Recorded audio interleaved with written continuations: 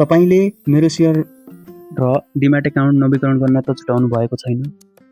यो असारको लास्ट असार मसान्तमा हामीले प्रत्येक वर्ष मेरो सेयर र डिम्याट एकाउन्ट नवीकरण गर्नुपर्ने हुन्छ। त्यसका लागि म आजको यो भिडियोमा तपाईहरुलाई मेरो सेयर र डिम्याट एकाउन्ट कसरी नवीकरण गर्ने अथवा रिन्यू गर्ने भनेर सिकाउन गइरहेको छु। त्यसका लागि भिडियो लास्टसम्म हेर्दिनु होला र म तपाईहरुलाई स्टेप बाइ स्टेप तपाईहरुलाई सिकाउने छु। तपाईले फर्स्टमा तपाईको मोबाइलमा रहेको अथवा ल्यापटपमा रहेको कम्प्युटरमा रहेको मेरो सेयर एपलाई खोल्नु होला। लगइन गरेर तपाईहरुले यसरी तपाईहरुको माथि प्रोफाइल आइकन देखाएको हुन्छ, त्यहाँ टच गरेर तपाईहरुले प्रोफाइलमा जानु होला।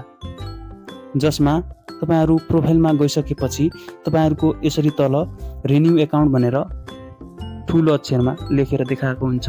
यी सेवा खल्ती, आइएमई पे र कनेक्ट आइपीएस बाट पनि गर्न सक्नुहुन्छ। म तपाईहरुलाई यी सेवाबाट सिकाउने छु। यी सेवाबाट तपाईहरुले यहाँ मेरो सेयर र डिम्याट नवीकरण गर्न पनि सक्नुहुन्छ, मेरो सेयर मात्रै पनि नवीकरण गर्न सक्नुहुन्छ र डिम्याट मात्रै पनि नवीकरण गर्न सक्नुहुन्छ।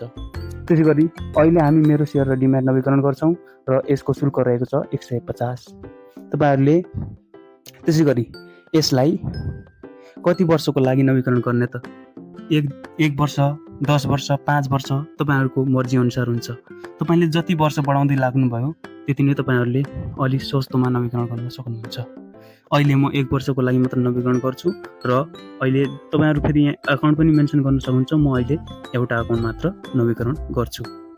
त्यसका लागि तपाईहरुले प्रोसिडमा क्लिक गर्नु होला। त्यहाँ क्लिक गरिसकेपछि यहाँ तपाईहरुको देखाउँछ अनि तपाईहरुले यहाँ आफ्नो इसेवा आइडी हाल्नु होला।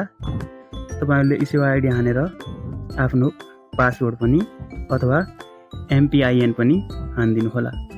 त्यो राखिसकेपछि तपाईहरुको मोबाइलमा ओटीपी आउँछ। त्यो ओटीपीलाई तपाईले यसमा राख्दिनु होला। देख्न सक्नुहुन्छ मेरो आइसकेको छ। यो ओटीपीलाई म यहाँ राख्छु।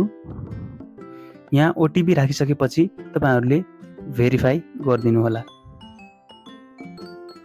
यति भेरिफाई गरिसकेपछि तपाईहरुले कन्टिन्यू गर्नु होला र कन्टिन्यू गरिसकेपछि तपाईको एउटा यस्तो तपाईहरुले एउटा स्लिप पाउनुहुन्छ अथवा पीडीएफ पाउनुहुन्छ जो तपाईले स्क्रिनशट पनि राख्न सक्नुहुन्छ र यसलाई डाउनलोड गरेर पनि राख्न सक्नुहुन्छ। यति गरिसकेपछि तपाईको डिम्याट एकाउन्ट र मेरो सेयर एकाउन्ट रिन्यू भयो।